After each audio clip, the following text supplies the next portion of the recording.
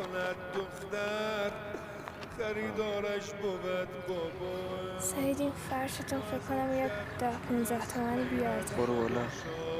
چه؟ برو بالا. حداقل 80-90 تومن قیمتشه. پسر بزرگش کیه؟ بنده هستم قربان. دوستان کمک کنید میاد بزنیم داخل قلب.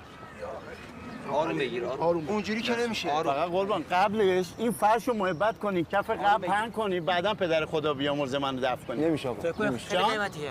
نمیشه آقا نمیشه. برای چی نشه قربان؟ این اینجا مال قانون خودش. مقررات خودش داره. پسر بزرگش. آره فدا آقا چم. نمیشه اصلا پسر بزرگ. آقا من دارم میگم برای اصلا پدر. بذار زمین آقا بذارش زمین. چرا پسر اینجوری بزرگش باشی. اینجا قانون خودشو داره. خب مگه من حرف بی قانونی زدم عزیزم؟ گفتم اینو بنداز کف قبل بعد پدر منو دفن کن. اجازه بده آقا جان. اجازه بابا.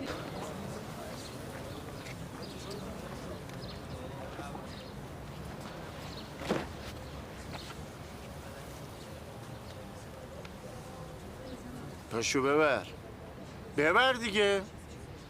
آقا حشمت بلند شو ببر. حداقل از این دار دنیا این خالی رو که میتونی ببری. حالا بردو ببر. آها مینا چرا گریه نمی کنی؟ مگه دختر گریه کنه بابا نیست؟ برای چی یه قطرهش نمیریزی؟ خواهرت کو؟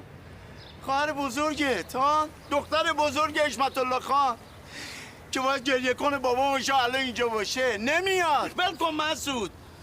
چون چسبیده بودی به دنیا. حالا کو دنیا؟ حتی این قالی هم نمیذارم ببری. بیا بردار برو دیگه.